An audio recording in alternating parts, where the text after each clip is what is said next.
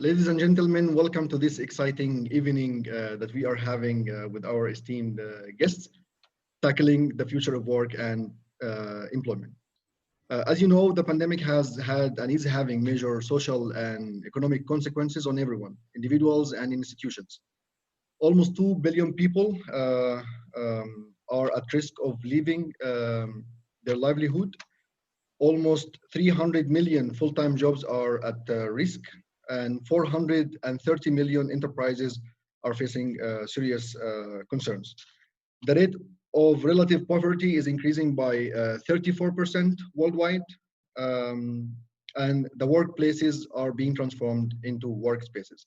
So what does all this mean for you and I, students and young professionals in Europe and all over the world? This will be the topic of our conversation today about the future of work and employment with our guest today, who I will have the pleasure to present. We have with us today Bettina Schaller. She oversees the group public affairs activities at the DECO, and she's board member at World Economic Confederation and president at the European chapter. We have Dirk, who is the Secretary General of FEANI, which is the European Federation of National Engineering Associations. We have Paul, who is the head of group human resources at Atos, which employs 110,000 workers all over the world. And we have Paula, she is head of candidate engagement for JP Morgan in EMEA region. All right, I would like perhaps to start on a personal note. So before we tackle the impact of the pandemic on the world, maybe you would like to tell us about the impact of the pandemic on you as a person. So on what was the major impact on your work, and then of course on your organization as well. Bettina. Should I get started? Well, first of all, Walid, thank you so much for the opportunity to be here with all of you. Absolutely delighted. And well, the biggest impact is what we're doing right now, right? I seem to be speaking into a laptop computer days after days and hours after hours. And I'm in between thinking it's wonderful because I'm so connected, but it's also terrible because the whole human component has gone out of the window. So clearly a major shift for me in the way that I interact, in the way that I work. And a major shift in my own techniques of doing so. Absolutely. And how was it for you, Paula? I think like Bettina, you adapt, you try new things. It's interesting working from home when you have builders working on the outside of your building. I think one of the things for JP Morgan in particular, because I'm connected to the graduate and intern space, is that with social distancing and not being able to go into the office, we've had to change and pivot very quickly for our summer internship. So our summer internship is now completely virtual. And I think that's been a really good example of how out of this has come some real innovation, and we've been forced to try new things. And actually that's been really exciting, and it's amazing what you can build and deliver in a short period of time. I think our phrase at the moment that everyone's using is necessity is the mother of invention. So it's actually been, I think, a bit of a silver lining that we've had a bit more permission to play around and try new things. And touch wood, at the moment, they all seem to be working out quite well. So I hope we keep that spirit when we go back to normal. All right. Dirk, do you see it also this rosy as a challenge? Well, I think it would be inappropriate to say it's rosy, but clearly the situation as it has existed now for the last 3 months has offered undiscovered opportunities. I actually have started private gardening, which I never imagined I would. So this exclusion of commuting to work saves me about 2 hours a day, which in fact means I'm more productive than before. And I must say it is even more exhausting, as what Bettina has just said. To going from one webinar to another teleconference is more exhausting than traveling internationally, actually. But again, I don't see this as a long-term alternative. I agree with her. The human interaction is something which you cannot replace by talking to a screen 10 hours a day. And I do not believe that for future students that will be an alternative either. More specifically in terms of engineering, I don't see how that could possibly work if you do not have any practical exercises and so on. So this is okay for the time being. It is opening the window. It gives you more time to organize your day privately, professionally, and so on. It's good for a while, but I don't think this is a long-lasting alternative. But we manage. We'll see. The problems in the world are more significant and more important than that, I think. Well, Dirk, I hope you will keep up the gardening, though. There's a very modest, Bettina. It's just it's 4 square meters, so I can still manage. I find it impressive. I actually bought a pot with a cherry tomato tree, so same wavelength. Okay. Yeah, often challenges force us to do new things and consider things from a different light. So Paul, did the pandemic force you to do something new and change the way you live your day? Hi, all of our new friends. Thank you for the time. And yes, it was massive. So I'm actually speaking to you from my home in New York. Normally I'm in Paris. I had to come to the US suddenly a couple of days ago, and I'm in quarantine. So something that as you move from city to city and country to country, you would have never had in the past.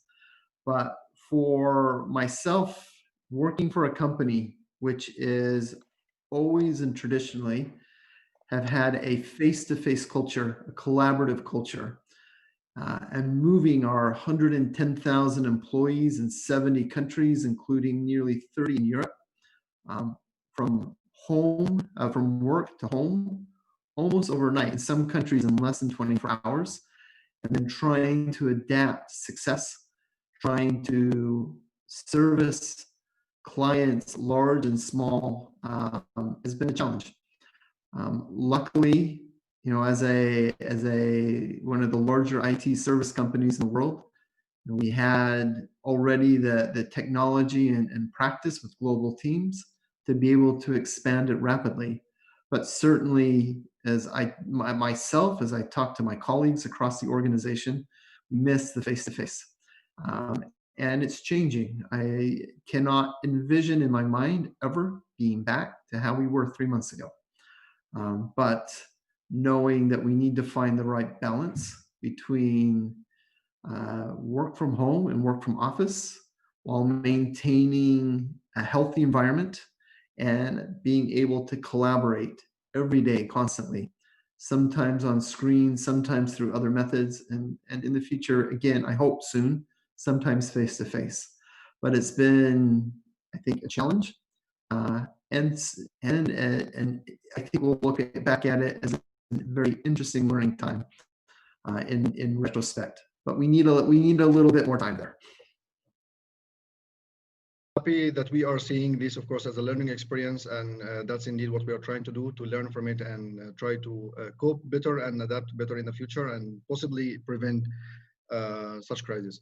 So besides the human aspect or how you dealt personally with this, the pandemic, I think it's curious for us to know how, we hear a lot of news about how the economy is shrinking, how the global production is shrinking, how people are losing their jobs. So how did the pandemic impact your company in terms of operations and possibly what did you need to change? Should I kick it off again, Walid? Yeah, please, go on. Thank you. Well, actually, as you said in the lengthy introduction, I represent the World Employment Confederation, Europe, which are all private employment services companies across over 30 EU states. So the perspective that I'm happy to bring to the table is really one of that specific sector, which is actually the sector of experts of work. So listen, the impact, absolutely massive. Clearly, disruption never seen before. And what we've seen actually is that this crisis has been a massive accelerator. So things that, you know, were on the radar before, trends that we saw were on the horizon. And in the title, you have future of work. And of course, this concept of future of work is one that has been gaining predominance over the past years. Last year was the International Labour Organization 100 years of the future of work. So all of the work that had been done, all of these trends that have been identified, just massively all of a sudden almost, you know, descended upon us. And I'll talk about this just now a little bit more. What we've also seen, like never before, is that in our world, and basically in the world of politics, labor market measures moved into the center of government actions, of responses. Clearly, this was a health and safety crisis first, but then very quickly, it's this labor market component. And if we look at it throughout history, all over the world, this has never happened before. So what is new? What is it that we see coming out for the world of work? Well, I've just said it. This health and safety component and what it means for the workplace and what it means for us as workers, it was always around. But now the heightened attention and the necessity to get that piece right is something that is new and that will be with us for many years to come. So all measures related to health and safety, there will be cultural differences. We see it already around having to wear masks in the workplace, yes or no, having to disinfect, you know, the physical distancing. But this, we expect, really, you know, is here to stay going forward. So for all of us who are, you know, used to working in a certain way, there will be adaptation needed there. What's new is, and now I'm going more on the policy side, it's the way work was actually protected in this crisis and how governments have responded in protecting work by introducing measures such as, for example, short-time work, which seems to have been the measure most applied at least in the Western world. The OECD says it, 54 million workers are under short-time work schemes. And that is very interesting because it's a new approach to making sure people stay in the workplace, in the work process, stay with their contracts, acknowledging in a way that it's actually more efficient, probably financially as well, to pay those short-time work allowances in a way than to have people shifting into unemployment. And that's why it's interesting if you look at the figures, the unemployment figures in many countries are actually relatively stable because people are still in work. So something new, you know, in terms of the impact on the world of work and what that means. Now, of course, we're today, what is it, 15th, 17th, I've lost count, I don't know what, I think in June, mid-June. So we're, you know, 3 months into probably the crisis, and I'm talking Europe here.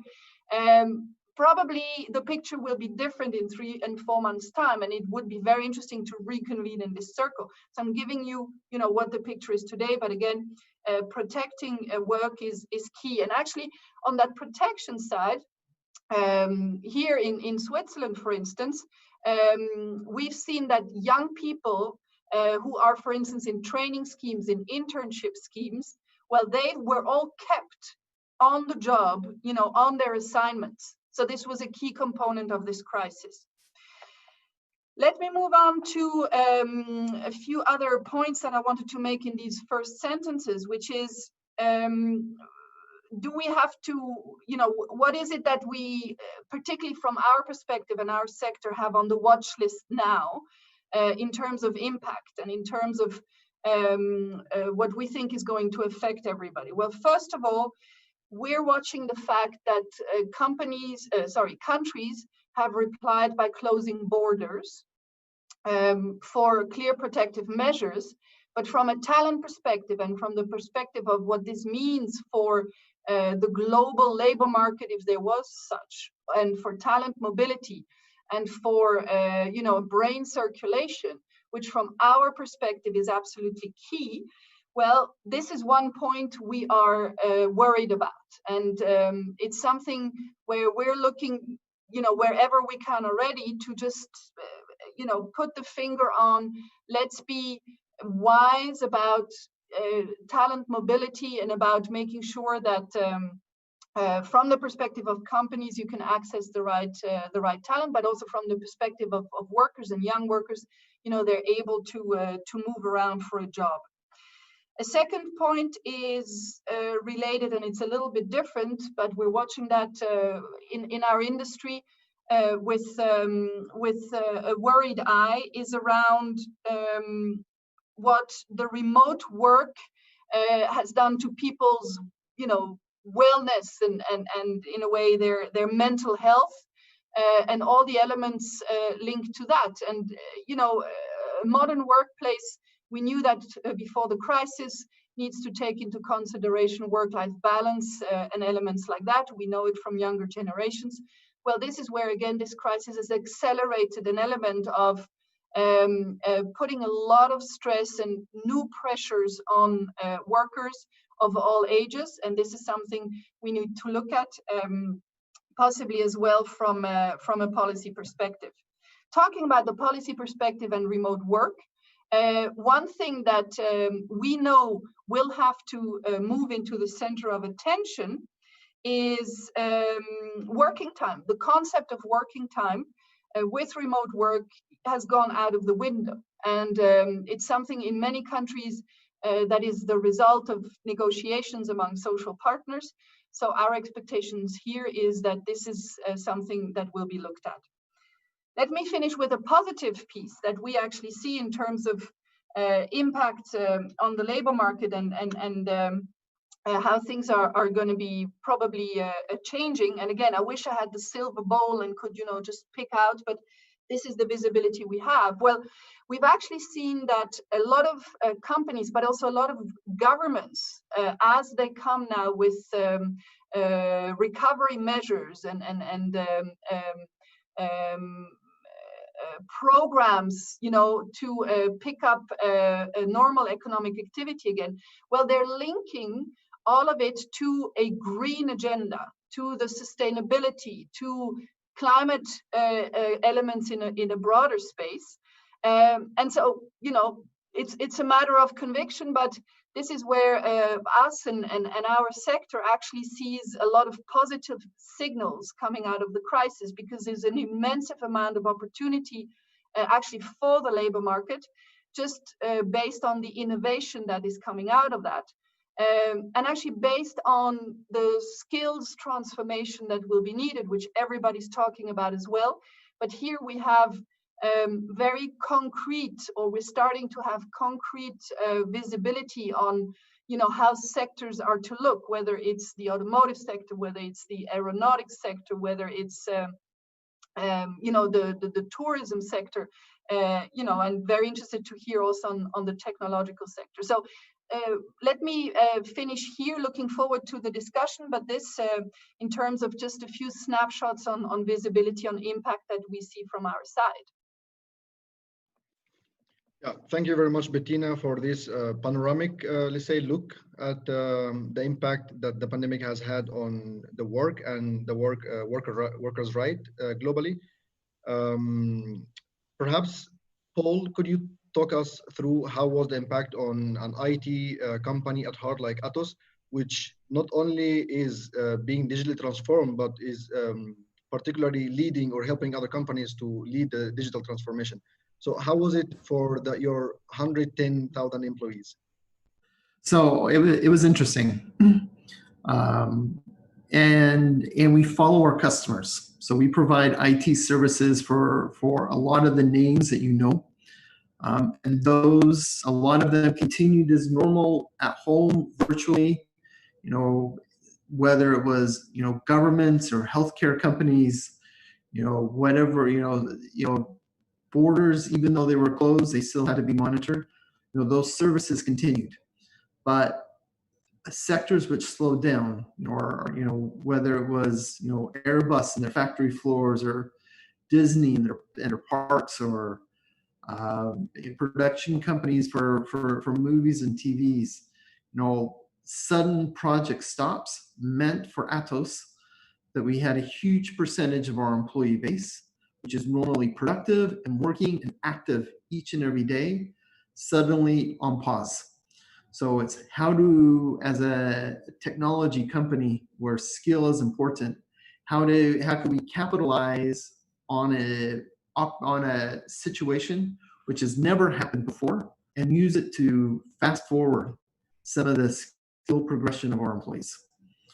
And what we've seen, and what I believed in the past, and think even more than ever, is that for an employee, for somebody coming, whether it's straight out of university or somebody who's been in the workforce for 25 or 30 years, that it's the skills that you have are more and more important in the future. We will always now have some sort of virtual collaboration. I look forward to some face-to-face return. That virtual collaboration will become much more prevalent than in the past. So it's the skills that you've developed to be able to utilize those, maybe instead of as a scientist in a laboratory or as a technician in a testing center, or as an architect amongst a team, to be able to manage those same set of skills in a different way of collaborating. And I think more and more, you're not going to say, "Hi, I'm Paul. I'm the head of HR and the head of talent for the worldwide company Atos." I can see in the near future you saying, "Hi, I'm Paul Peterson. I speak 3 languages, and I'm certified in these 2 skills as an expert." And that starts to redefine me as an employee and drives employability. As I look at what we hire in Atos, and each year we hire between 15 and 20,000 people. In 2020, more and more, and now almost exclusively, we hire based on a skill, not on a job title. And we hire based on a certification, not a job title, because we know it's portable. And we know that if you can do that face-to-face, you can do that virtually. And that ability to say, "Hi, I'm a Google Cloud certified engineer," and be able to work from my home office some days, with the team some days, I think that's the future. And as our minds change in what do I hold, what certificate of paper says I'm an expert, it drives who will hire me and will have a direct impact on my earnings. So in Atos, over the last 3 months, where we had more employees than ever available, this is what we focused on. We looked at the future of IT services, and whether it's cybersecurity or SAP HANA or Azure or AWS or different IoT technologies. And we looked ahead and said, the next 6 months and 12 months, what certifications do these employees need? Do these students who've just started at Atos need to ensure that they have a good job, a job that our customers are desiring Atos to help them with, that we can give them that tangible certification so they can say, "Hi, I'm Paul. I'm an IoT certified engineer," and then take that to be able to work not only in the laboratory that maybe they've worked in the last 20 years, but do it from their home office successfully, and help them develop some of those remote collaboration skills. So I think over the coming really, really short period, this is our success factors in IT services. It's my certification, my skill, which is portable and is always constantly being developed. Thank you, Wally. Absolutely. Thank you very much, Paul, for this wide explanation of how Atos is leading this change. We will pick up on some of the points you mentioned later, like remote working, and the workspace and the home office. But in the meanwhile, I would like to ask Paula. Paula, how is it with JP Morgan? Sure. I mean, looking at it from the financial services perspective, I suppose everything's changed and nothing's changed. It's been really interesting looking at how in our business, I think at the beginning of lockdown, I think JP Morgan's got an interesting perspective because we have the retail business in the States, which has obviously been affected in quite a different way to the investment banking business in EMEA and the rest of the world. Because we're very involved in also being those people who are making the predictions about what's going to happen next. So it's interesting that we're putting that out into the market, but at the same time dealing with what's going on in our own industry, sort of in our own backyard, if you like. I suppose in terms of the ways it's impacted us, the revenue generating side of the business has stayed relatively robust, but just what we've been busy doing has changed. The markets have gone mad. I think that's the technical term. That the traders, the markets guys, sales guys have been really, really busy. And when we come to remote working, we talk about the joys of split teams. Obviously, things like M&A, leverage finance has changed. That's slowed down, but it's meant that everyone else in the business has pretty much been trying to execute BAU, and that's brought in a whole interesting piece around how do we continue to deliver to the client. I think in a very similar way to Paul, we're driven by our clients. Nobody's going to pay us to move our own money around. And how do you deliver that? How do you address their needs and build that level of confidence in the clients when you yourself don't know what's going on? So I think that's been probably a big impact. I work specifically with the sort of junior talent end, and I was really heartened to hear you say, Bettina, that in Switzerland, no trainees or graduates had been moved off, and that's exactly how it should be. And I think that's what history teaches us about how graduate and intern schemes often fare during these periods. So every man and his dog is predicting recession. We were probably going there anyway in the cyclical nature of the economy, but this has sped it up. And in my 20 years of graduate recruitment, I've seen a couple of dips come through. And what's been really interesting is how actually those organizations who maintained their graduate and their junior talent feeders through really had a lot of success coming out the other end. I think that's because you are constantly going to need that talent coming through. So you can't just turn it on and off with the tap. But there's also reality about if you're not in the highly competitive junior talent market for a year, people go. It's an emotional decision. Whereas with, I think a lot of lateral hiring, it's much more pragmatic and down to the individual. Whereas we know that there can be a lot of peer influencing in this area. So I think what you'll see is in terms of graduate and junior talent, that pool will probably stay relatively buoyant. It's not going to be the first place to get slashed, just because that's what we've seen before. It was interesting to me at the beginning of the pandemic when our competitors came out and said, there'll be no redundancies, we're not making any job cuts, right at the beginning of the pandemic. And I think that's probably an interesting thing in how people are surviving in the short term, because we've also said the same thing, there won't be any redundancies. The question is, if people go, will we backfill them? And so is that actually going to create more jobs on the job market or not? So I think that's we're probably in a place where we all need to ask those questions and not take things on face value. So that's been an interesting one to see how that works.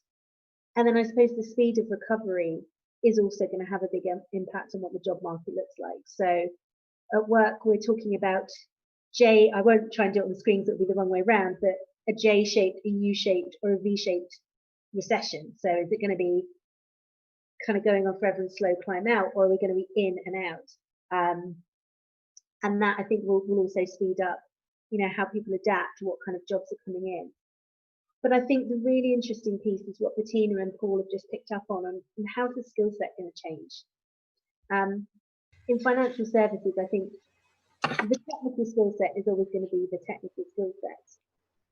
For me, the interesting part is, what are we now looking at in terms of the other things that make you right for this area? So if I think just within the banks, the bank itself, you look at the asset and wealth management area, it tends to be the really long-term relationships, maybe a slightly slower pace in terms of deals, very reputationally focused. In other areas of the bank, they probably adapt more quickly. And I think as we move forward, what we're going to be looking at is not necessarily a new technical skill set, although that is also changing.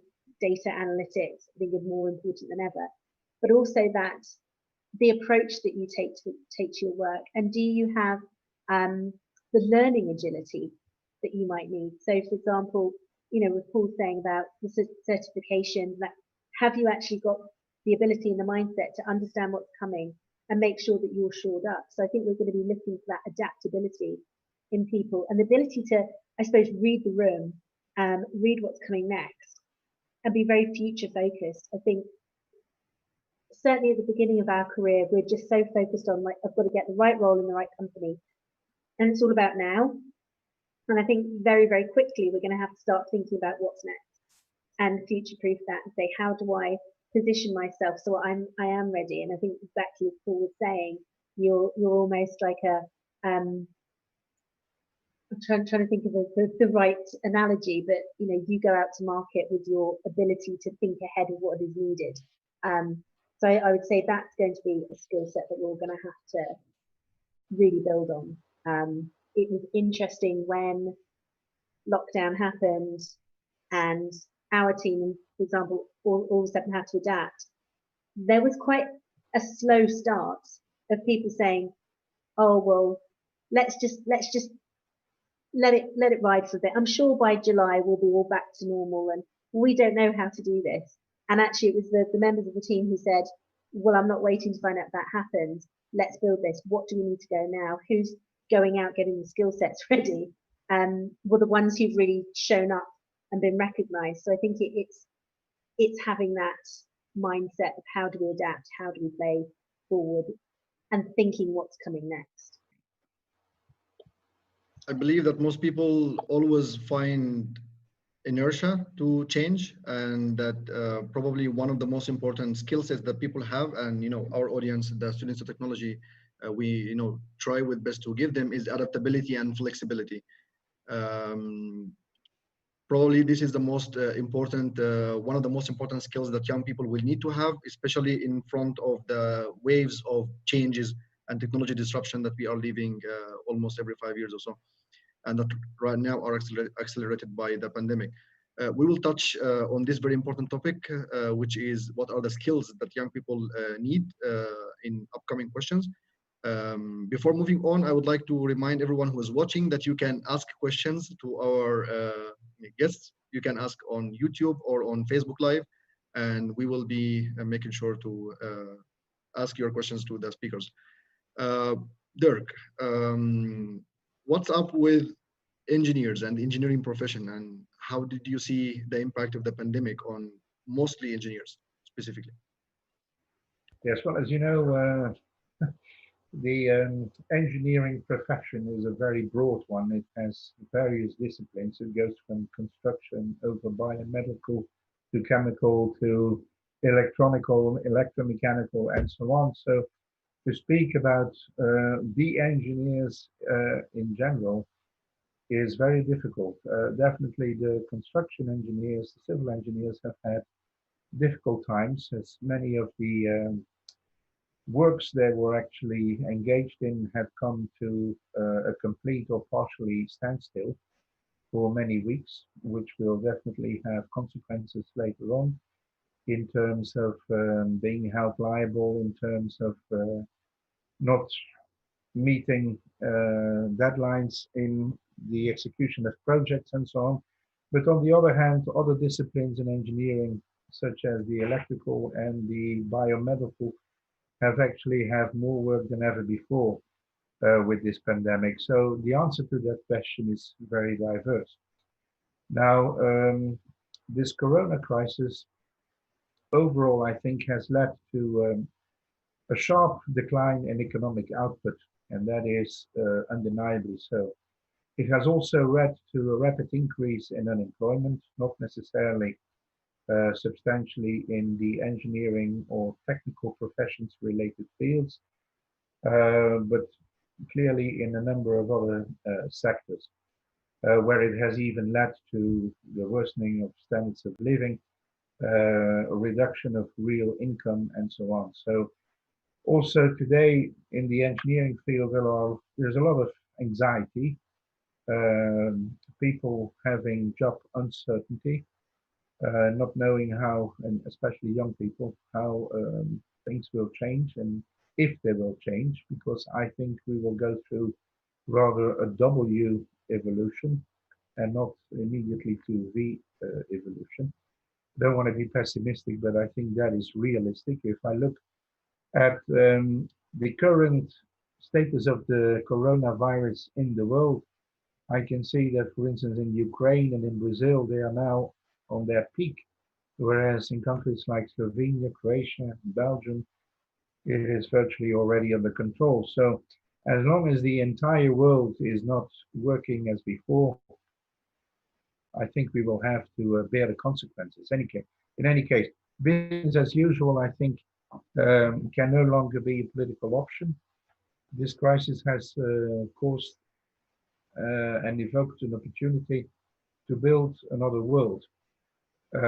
So it offers opportunities also to transform, I would say, our socio-economic models to ones which are more focused on people and not so much anymore on profit and economic growth, which is often expressed in percentages. And from what I read in the newspapers, that GDP worldwide is going to decrease by 8% on average, with some countries like the UK where it will even be closer to 11, 12%, which in fact means that we are all becoming poorer. But the GDP has never been a measure to calculate what really counts for human beings.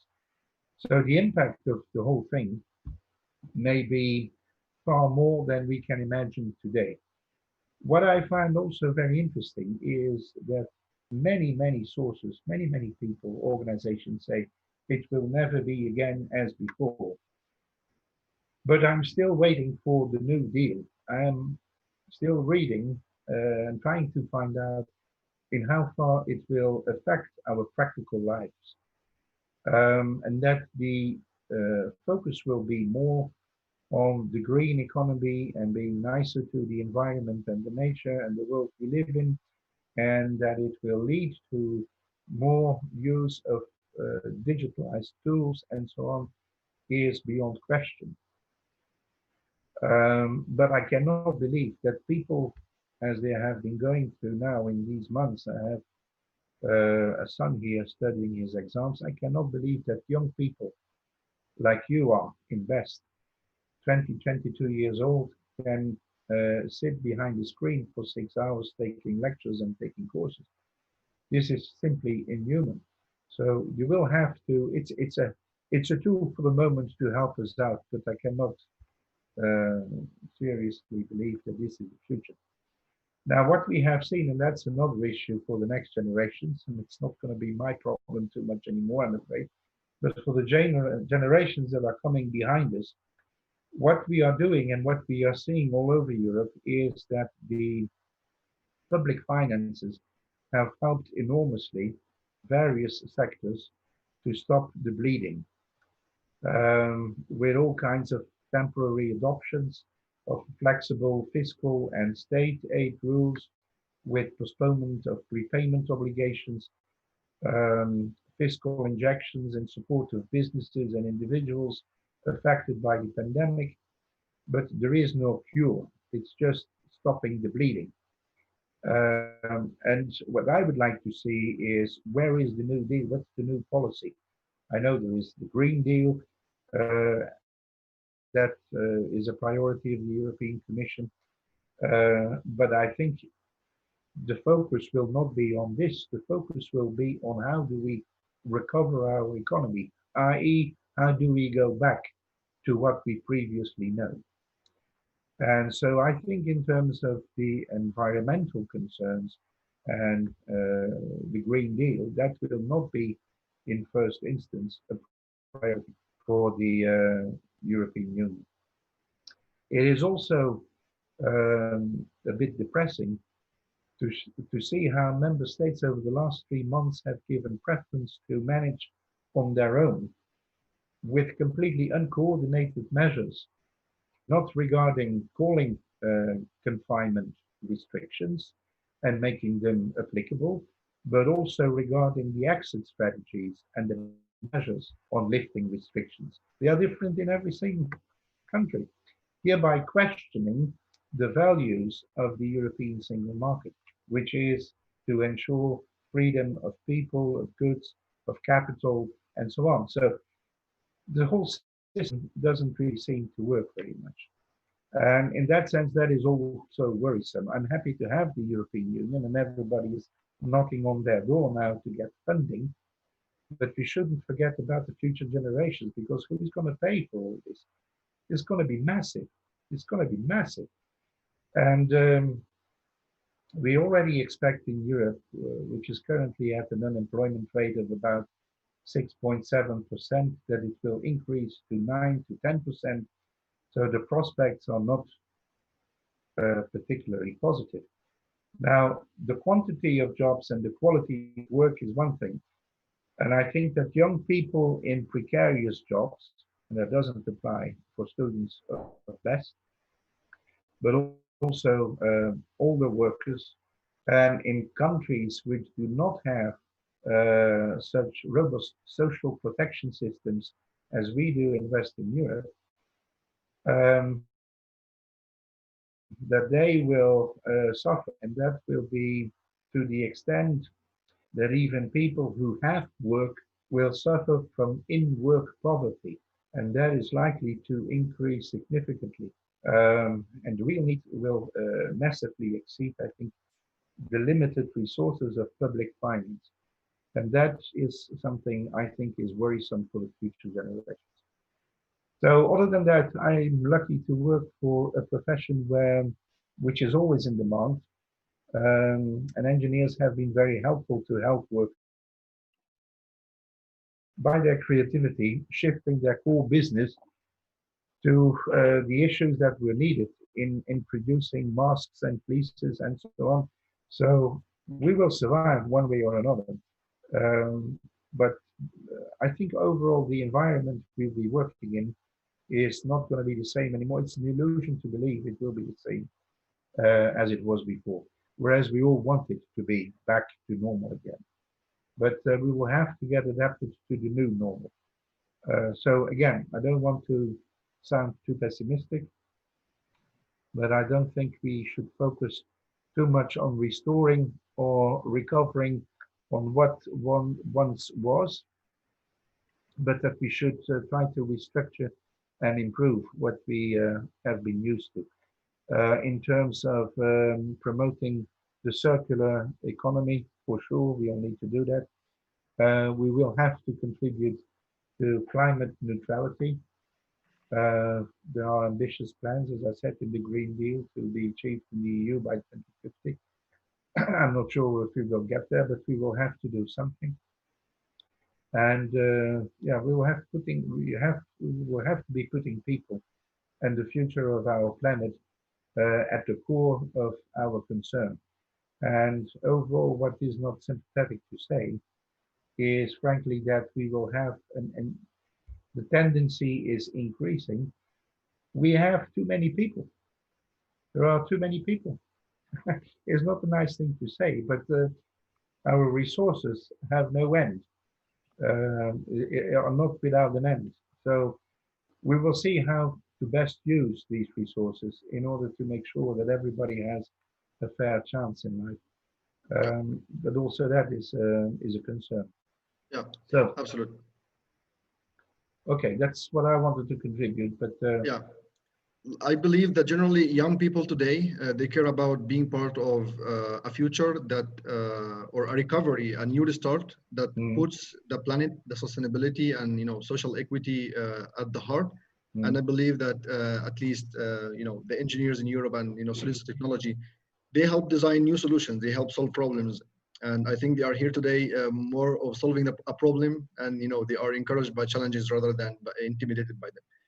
So as you mentioned, that in that new restart, we need to put people first and have people at the heart of the recovery rather than the GDP.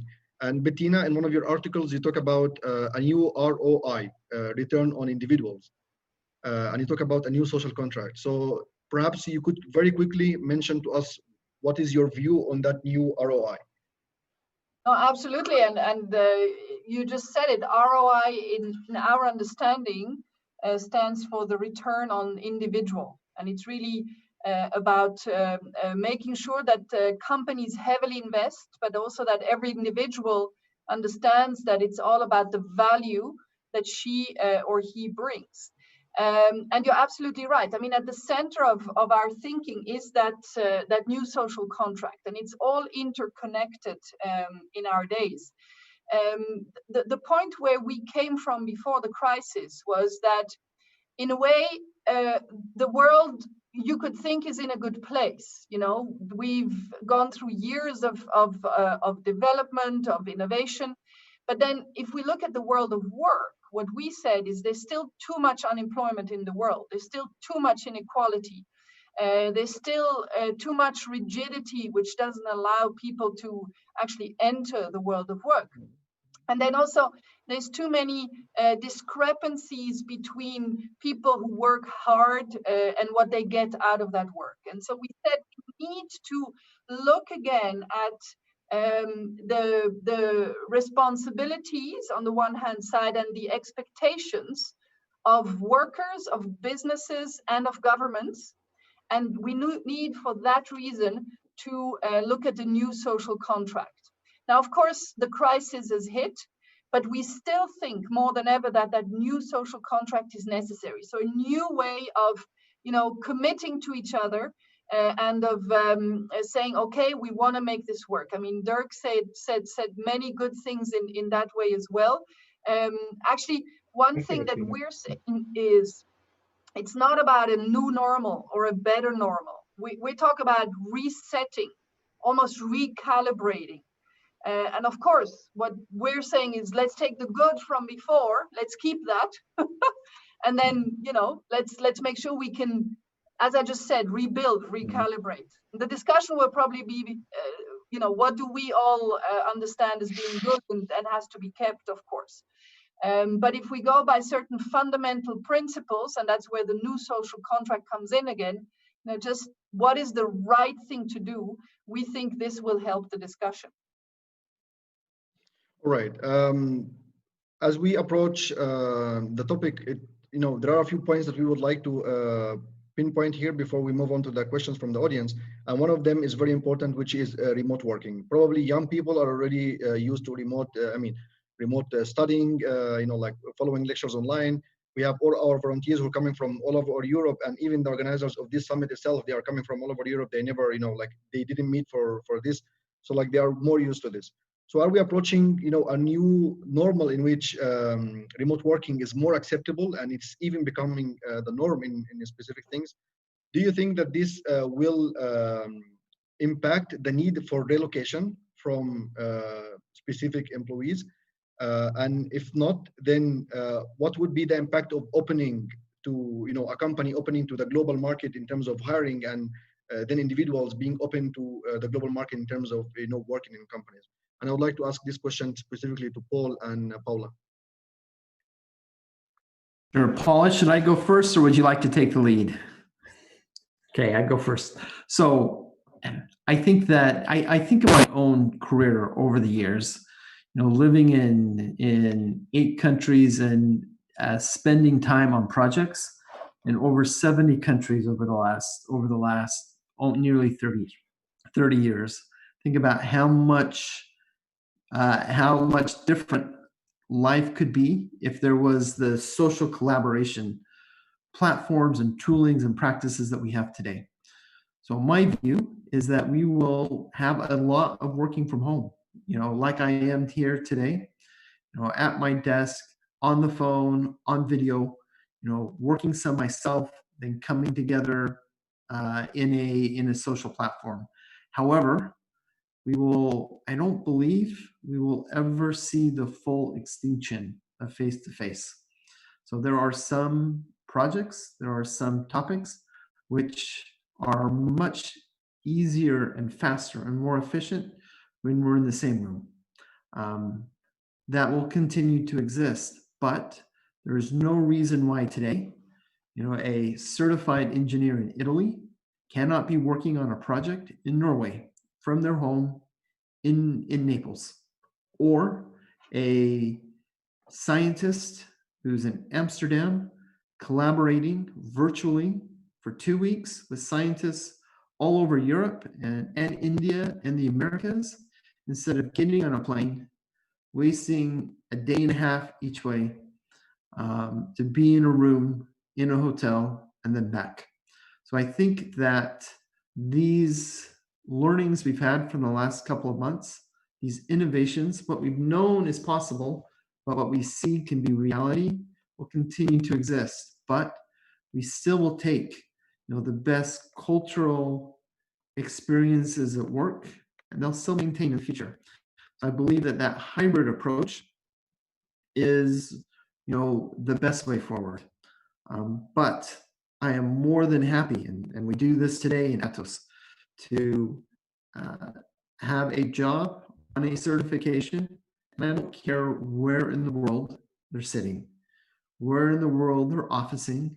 The fact that they can do the job, they have the skill, whether they're in Bucharest or Athens or in my hometown in Paris, to be successful on a global client base nearly all the time. So I think that COVID showed us, in a strange way, in an accelerated way, the possibilities for future success. And you've heard me say it now a few times. It's, if you have the skill, if you have the ability, and you have the talent, which I know, you as digital natives coming out of university today, have that ability to interact successfully and productively in a virtual environment. This will, this is a huge success factor, and gives you a leg up. It gives you skills that you've developed that maybe my generation we're still working on, and we still haven't we need to catch up to you. And I look forward, as you come into the workplace, to help myself and my colleagues and the executives we have at Atos catch up to you. And don't forget that that skill that you've grown up with, that you've developed, that you've perfected in university, can be a real asset for you, in the coming years. And I look forward to learning from many of you about that. Paula. Thanks, Paul. I think all of us on the panel have touched on this, that remote working is possible, but how much is it desirable? I think is the question, is where on that continuum do we want to be? So when I started working remotely, I hated it. I'm a real social animal. I'm sat in my dining room now with all the doors shut because my husband's come home from work and decided to put the radio on. But my first 2 weeks of working, I had to put the television on so that I had some background noise, and I was craving a little bit of interaction. I'm much better at it now. I don't crave it anymore, but it was finding a way to be productive. So I think, and I'm now at a place where I can work. And a lot of my colleagues, we've talked about this, and everyone's sort of found their way of working. And for a long time at JP Morgan, we've been trying to push more dynamic, we've been calling it dynamic working, flexible working, working from home, whatever you want to call it. I think what this has shown us is, yes, we can make it work, but has also highlighted some of the I think probably some of the secondary pieces about work that you don't necessarily think of immediately. So yes, we've been able to serve our clients. That's great. But what does it do to you to be sat in a room all day on calls on your own? We've touched a little on mental health, but that's been a real talking point, a concern for us around, you know, if people are working from home, isolated, what's that doing to their mental health? We've seen colleagues having to take on childcare. Now, obviously, that's a pandemic-related issue rather than remote working particularly. But what does that mean for you? How do you create those boundaries at home and work? I mean, I would love to have an office to work in. We don't. It's my dining table. So me shutting down the office is putting down my computer and then laying the table. And it's just the little things like, on a Friday night, we're part of the Zoom quiz. So I spend my working day on Zoom, then I spend my social time on Zoom, and it's exhausting. So there's that kind of, how do you maintain that sort of mental health, the productivity, that separation of home life and work life when you're working remotely. There's another part of it around company culture, and company culture is sort of made, and I think strengthened and ingrained in those water cooler moments. You know, that you get in the lift with someone, you have a quick chat, you hear somebody talk about something, and that really establishes that culture. And it's very hard, I think, to keep feeling that in the same very authentic, very organic way. I mean, we've worked really hard to be putting on lots of events that we can go to that keep us connected. You know, the other massive world issues that are happening outside the pandemic at the moment have also caused us to focus on culture and that sort of thing as well, and connecting with people and sharing our stories. But I don't think I realised, or many of us realised until now, just how much you do thrive on that connection at work. And I think we need to be really careful to make sure that none of that gets lost, and we don't become collections of individuals who happen to maybe do the same thing, versus are we bigger than the sum of our parts? But there was another observation that I had, and I think this particularly kind of hits home to me. So I live in Bournemouth in the UK, which, for those of you who don't know, actually has Europe's best beaches, or some of Europe's best beaches. I don't know if we're still allowed to say that now after March, but we did have some of you. We've definitely got Britain's best beaches, which isn't saying much. But it's interesting because for JP Morgan, this is a hub, and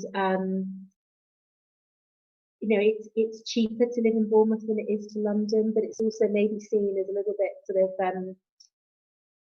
Bournemouth isn't quite as good as London. And I think there have always been places like that around the world. And I think one of the first things that happened, or an article that I read about the pandemic, was talking about the Bay Area in the US and the proliferation of the tech companies who've been driving up house prices in San Francisco, so that, you know, nurses, teachers, just normal people who aren't working for Google and Facebook couldn't afford to live there. And they were talking about the fact that a lot of those companies are now coming out and saying, well, we're going to allow a remote working for everyone. So imagine a scenario where you didn't have to live in San Francisco to get those big bucks from Google.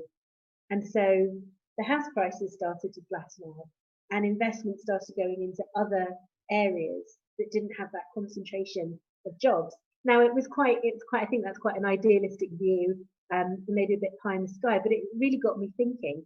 For my career, you know, my career development, being in Bournemouth and therefore away from the action, is that necessarily a problem?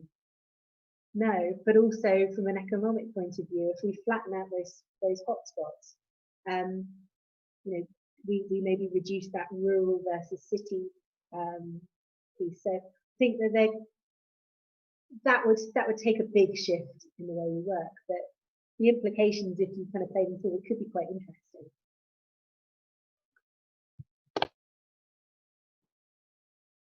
All right, thank you very much, Paula, about mentioning how is it important, you know, also the relationship and how people feel at work, because I think many of the young people today that at least are following this conversation are people who are trying to do, you know, purposeful work, as it is called, meaningful work.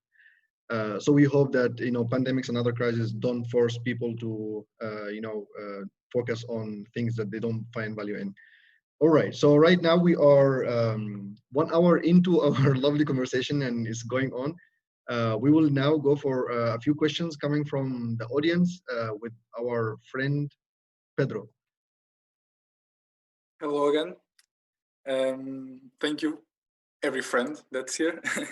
And the question now will be, it's for everybody, but I think that like Bettina and Dirk can start to answer because they have been not answering to the previous questions. It's a question regarding if you predict many new opportunities for engineers for the near future in the market. So in the market after this impact of the COVID. Yes, Bettina, maybe I can start and you can take over or complement the answer. Well, I may have already touched upon it in my previous intervention. I think the engineer of the future will have to be digital and he will have to be green.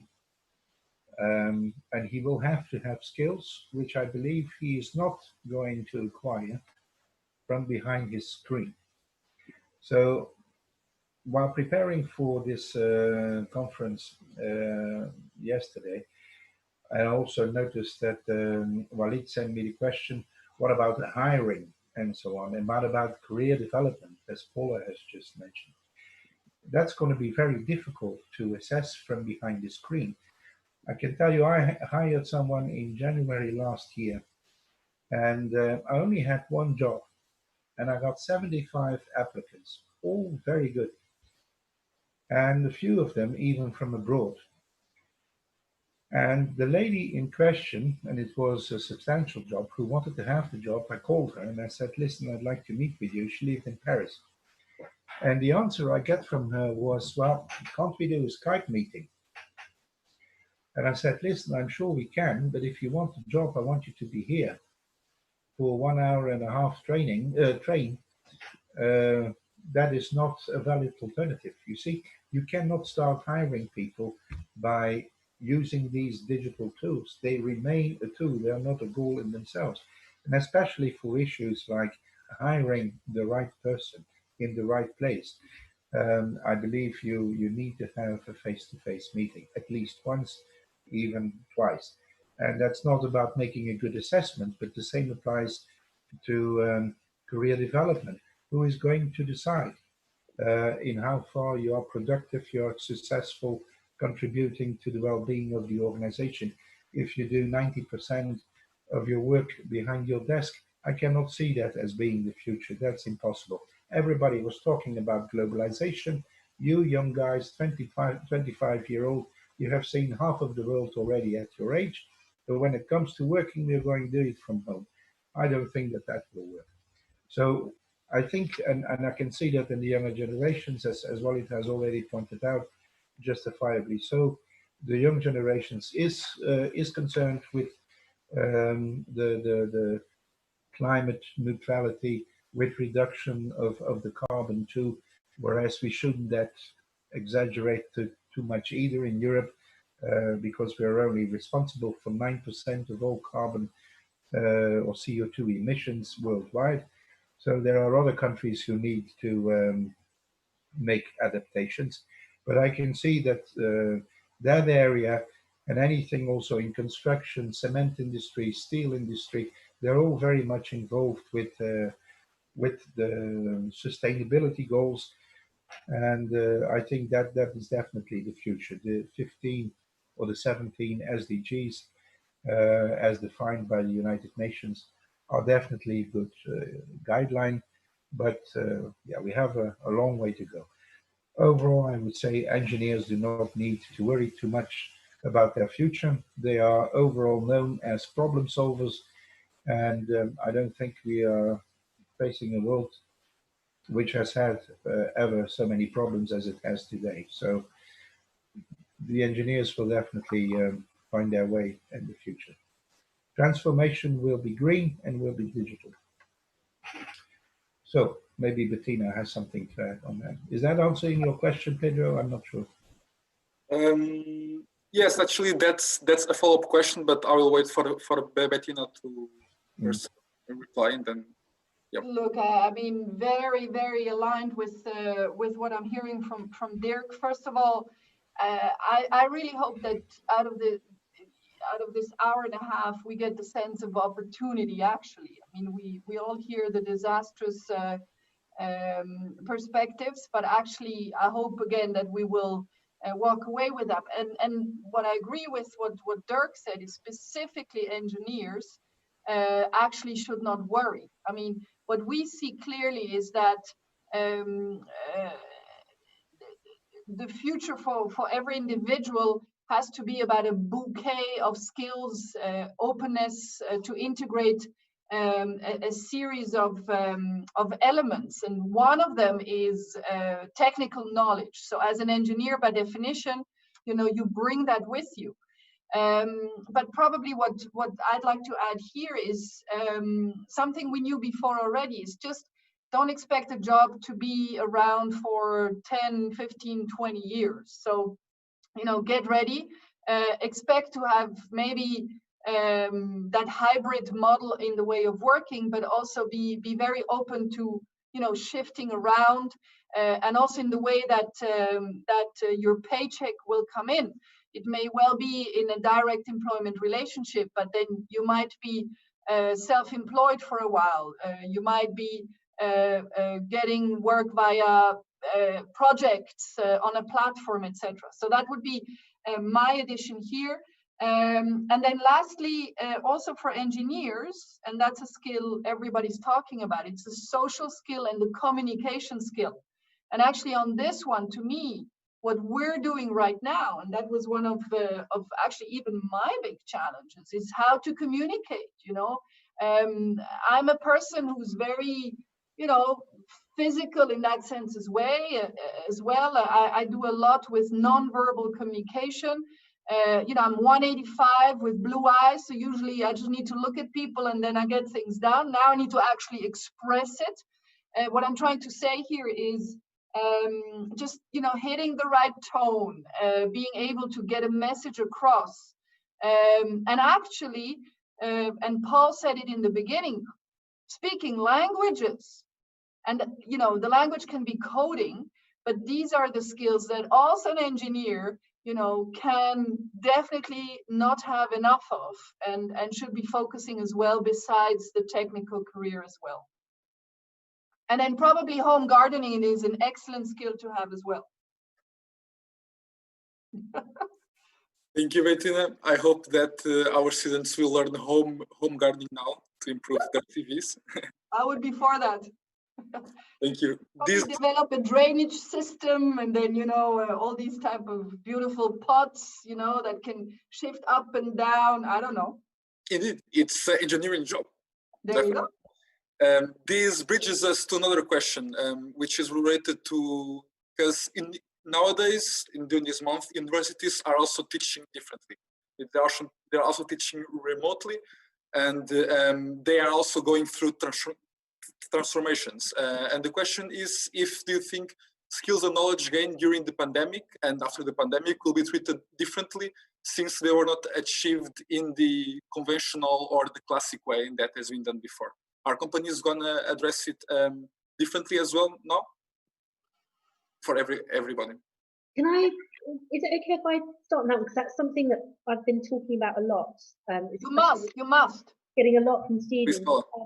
Is this real concern around how is all of my experience, and not just around the teaching in schools, but people who haven't been able to get internships in the same way. I think people are really, really concerned. Now, what I'm about to say, don't for the slightest thing think that your degree isn't important. Your degree is massively important. But it's how you talk about your degree and what your degree brings to the people that you're going to. And I think, and Bettina and I, we probably coach people on this kind of thing at different levels. It's how you talk about your experience and how you make that experience valuable. And I've worked with people who've done all the right internships. They've got the degree in economics. They've done all the degree in engineering, which, to be honest, in a bank, we want engineers too. It's a constant battle. They've done all that. They've got the internship, but they don't understand how to talk about those skills in a way that's meaningful and shows what they can do. And then you've got somebody who comes from an English degree who has decided later on to go down a path and so develop their own investment portfolio and speaks really passionately and really knowledgeably about their experiences. So I think, first of all, what's important to me is what you think you've got and how you can sell that to me. And I think people get very, very worried about, am I doing the right thing? The right thing is to do something, but make sure that there's a value that you can bring to it. So we will understand what's going on. I mean, we're keeping very close to the university developments as well. So we'll understand that there's been extra challenges. So we're actually going to be really interested to hear how those have maybe made you have to adapt the way that you learn. If you've been a very social learner, sort of part of work, groups where you sit and you discuss your ideas, when you don't have that, how have you had to adapt? That kind of scenario is more interesting to me than the actual technical piece that you learned. So, facts are facts, and however you pick them up is going to be the same. It's how you've approached that change in the situation. And then, so that's one part of it, but it's then how you take that knowledge and help me understand how you're then going to use that. So the 6 of us on this call at the moment, sorry, Osvaldo, who's our tech guy, the 7 of us who are on here at the moment, we could all learn exactly the same skill over the next 20 seconds. But the way we might sell that and talk about it would be really different. And depending on what we do, it's going to have more or less value. So I think it's really working out. It's not just knowing something, it's how are you going to apply that. We're all going to learn the same things, but we'll all use them in different ways. So I don't mind what you're learning. I want to know how you've done it and how that's going to be valuable to us, how you're going to bring that to life. So you're going to be at no disadvantage from the remote learning. The case is still explaining that experience to us and showing the skills and the value that you've got, however it's happened. And I'd just like to add, as Bettina and Paul have said, it's very important about languages. My lockdown thing to speed the time away is I've been learning Swedish on Duolingo. So there we go. Bra. Oh, I can't remember. Thank you. I've learned really useful things like it looks like a turtle. Smör, bröd och lök. No. Ser så mot sköldpadda. Sorry. In BEST, we try to learn every skill. So if we can learn a new language now, we are more than happy. So, Paul, I think you had something to. No, I was just going to agree completely with what Paula had to say.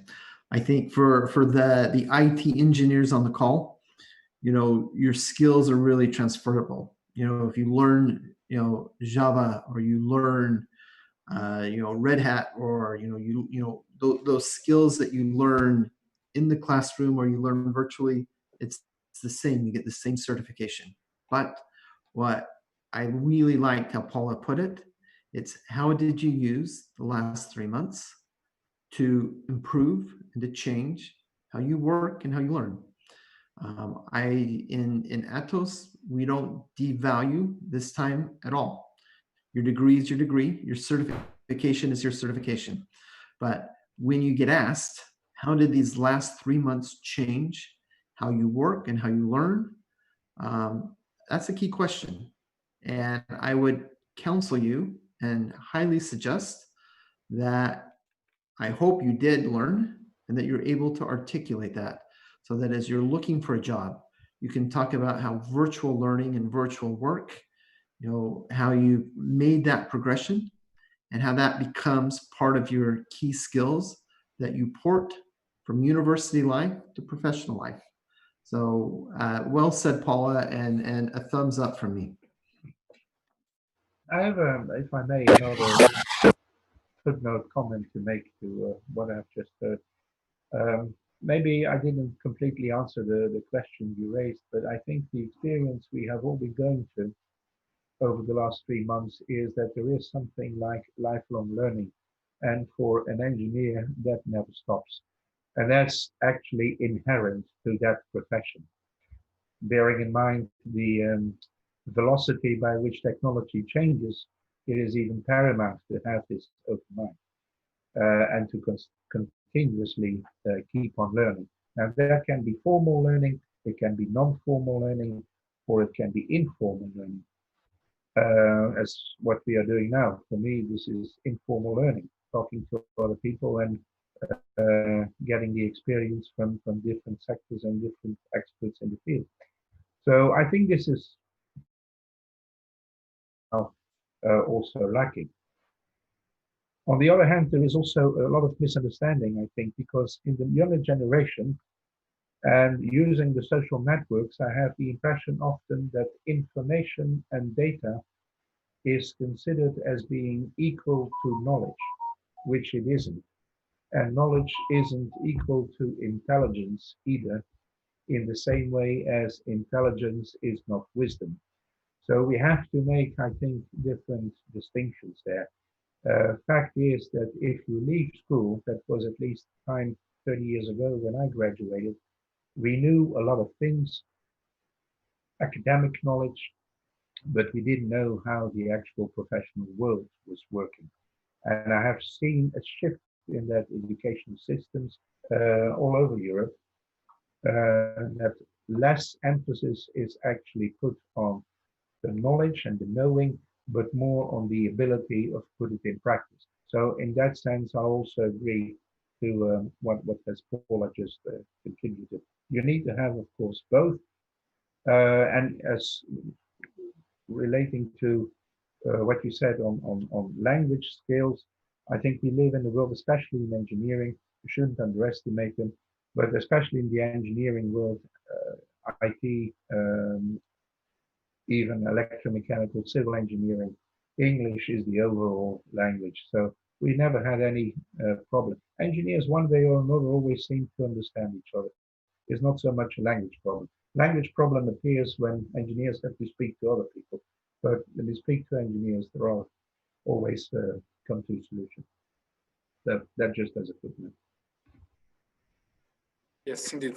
Thank you for the words, Dirk. The next question will be, we have already talked, I believe you already mentioned that in the aftermath of the pandemic, the recruitment should not be done still solely online. I think you, Dirk, mentioned that it's important to have people and seeing the future employees. However, our audience is also asking, how will companies address employees' mental health in this remote, in this online world? That's for Paula. Sure, friends, let me start with that. So honestly, I think about this every day. So when I have 110,000 employees myself, I'm personally responsible for working from home and knowing what that means. We've just heard, from my colleagues on this, on the call about, does that mean you work longer? Does it mean that you work differently? You're in a situation that you've never been in before. How do myself as an employer who, I love my employees, even the crazy ones. How do I make certain that they're in a healthy environment and that they're taking care of themselves? So as a company, what I've decided is a double down on investment in terms of how we interact with our employees. So both with third-party experts, mental health experts available 24/7, and creating communities where it makes it really easy for people to come together and talk, whether it's about personal, professional, or otherwise, so that every employee in my group knows if they're feeling blah, or if they've had a bad day, how to deal with the stress, and that they have resources that they can turn to for help.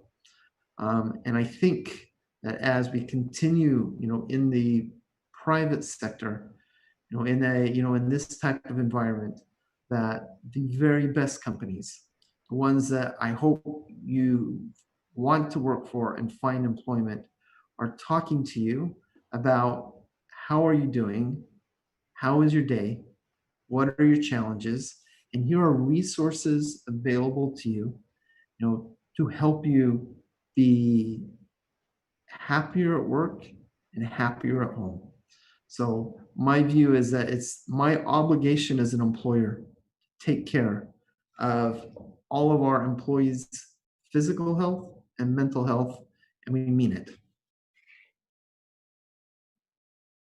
Can I just add a Yes, little? please. Sorry. No, yes, I just want to give you the word. Something that has struck me. So before we went into lockdown, we were having a big campaign at JP Morgan. It was called "Me, This Is Me," and it was, the idea is that we had different people around the business who had experienced mental health issues talking about it, so that it sort of, to borrow a word that we're using a lot, it normalized that, so that people feel more open to the conversation. And something that struck me about being in lockdown is we're a bit more stripped bare at the moment. Luckily not, physically, but you can see this is my home, this is where I live, there's my wedding anniversary card, there's our picture of the beach. You wouldn't see that if I was in the office. I had a phone call with my boss's boss, and he was sat in his kitchen, and the nature of our conversation changed a bit because we were in informal atmospheres. And I think we're getting to see a lot more of the person behind the job these days. And I'm much more inclined to start my conversation with, so how are you doing? How somebody's child runs in, or how's it going with the childcare? And I feel like we're having those conversations that connect us a bit more. And if there's one thing that we can take out of this experience, it's the value of those conversations. Because the more we just ask that question, how are you? The easier it is for people to say, not that great today. And I think for me, one of the things is around, and I was really, really pleased to hear the word investment in it, because this isn't just a nice, fluffy, how are you doing? There has to be an infrastructure behind this to support that. But I think those conversations to just make it okay to say this is how I'm feeling are something that I'm seeing coming out of our current situation. And I think it's those multi-pronged approaches as well. I mean, we've had psychologists come on and talk to us about the mechanics of mental health, which works really well for some people. We've had people sharing stories which helps other people access. I think it's just creating those spaces for everybody where it's all right to, I sound like an Instagram quote now, but it's okay to not be okay. And I hope that those little conversations will continue. Yes, definitely. It's really reassuring to know, because it's a question that's been more coming up recently, mental health. So it's really nice to know that if we have people from HR like Paul and Paula, we'll be in good hands in the future. I'll give the word back to Walid now for the closing remarks. Right. We have one final question, which is actually suggested by one of Atos employees.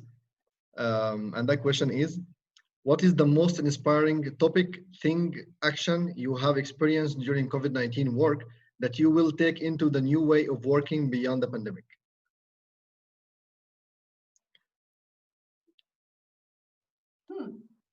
Bettina is thinking. You see that?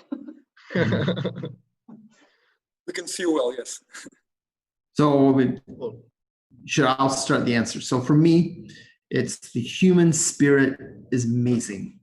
So when there are challenges and crisis and sometimes heartbreak, that the human spirit to be able to lift ourselves up and to say, I can manage and I can not only survive, but I can thrive is absolutely amazing. And I've seen that so many times throughout my community, my employees, almost too many to name. But as I think through, what do I take away? It's let's never underestimate the spirit that we have to accomplish and to improve ourselves, and amazing. That's very beautiful to hear. Thank you, Paul. Bettina. Still thinking, but since you're putting me on the spot now, I think what I've been most amazed about is actually the community building that we've seen, which has, come not imposed in a way by the company or by the workplace, but it's people who found each other and then showed an immense amount of empathy and of solidarity to each other. So I've been involved and connected. My WhatsApp's literally been on fire as just one of the tools, and I think I'm probably involved in up to 12 different groups of people, which very, very likely would never have happened if this crisis had not been there. So it's a sense of community. Paul, you've referred to it, but it's just how that grew or emerged almost grassroots as it is. I think for me, it's similar to both of those. Every day, there have been things in the paper about how people are helping each other. Right at the beginning of the pandemic, there were so many reports of, in the UK, people in supermarkets going and paying for somebody else's shopping to say thank you, for paramedics, and something to say thank you. When you walk around our local area, the piece has been, they've drawn rainbows to say thank you to the NHS workers.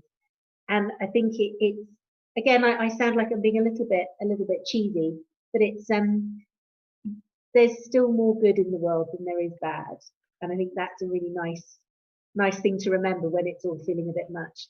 But you just look around you, and there's definitely more good than there is bad. Paula, being Swiss, I love cheese, and I'll bring the wine. But I'll tell you what, we've got some friends down the road in Laeken. Next time I come over, we'll do a stop in Zurich first.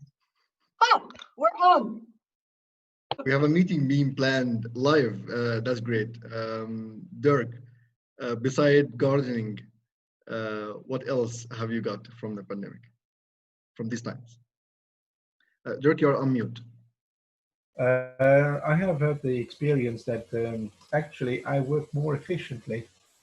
I work, I think, harder. I work longer hours, and I have a lot less stress than I used to have when I go to the office. And it probably has to do with being in my home environment that makes me more relaxed. But I can understand Paula also if she says the opposite. And I have proposed this to my co-workers, and I can see also the difference. The older people, and when I say old, I mean people around the 40s or 50s, they tend to have an appreciation for the opportunity of home working, teleworking, whereas I have also a young staff member who actually wishes to come to the office and to interact with people. So I think it also depends upon the generations and the age. And it will also depend upon the kind of job that you actually have to accomplish, I suppose. But my experience is we are happier, we are more efficient, and we are definitely also more efficient in terms of cost reduction. So if you all have a home office, you don't necessarily need to pay a lot in rental anymore of fixed offices somewhere in the city center. So it has advantages, I would say. For me, it has in addition to gardening, a number of advantages. Marvelous. We are very happy to see that even though we have challenges, people still not only get by, but they also thrive and they find creative way, how to stay positive and on top of things. Sure. All right.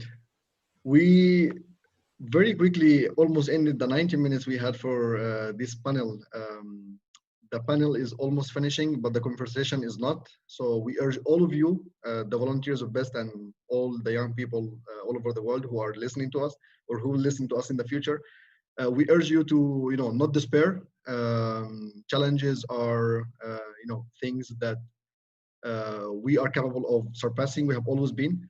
So let's get together, and definitely by starting, with what we are doing right now, networking and collaboration. We invite you to come tonight. We have at 21 Central European time, we have a networking, informal business networking evening. You will see the links in our social media channels. You are always welcome to come. There will be some music virtually. There will be some discussions around sustainable development goals. There will be some, exchange. So if you feel like coming, we will be more than thrilled to have you and get to know you there. This is, of course, an invitation extended to young people and also to the experts we have with us in the summit. You are Forever always young. Who are also young, exactly. Who are also young Exactly. people. Yeah. For the young people and the younger people who are with us in the summit. All right, Bettina, Dirk, Paul, and Paula, we are truly grateful for your time, your efforts, and your generosity to volunteer to come here and talk to the young people of our network. We are looking forward to seeing you in future initiatives, and we hope that you liked it as much as we did. Thank you very much for everything, and enjoy the rest of your evening, and good luck with changing the world. Thank you. Thank you. Thank you. Bye-bye. Thank you. Bye-bye.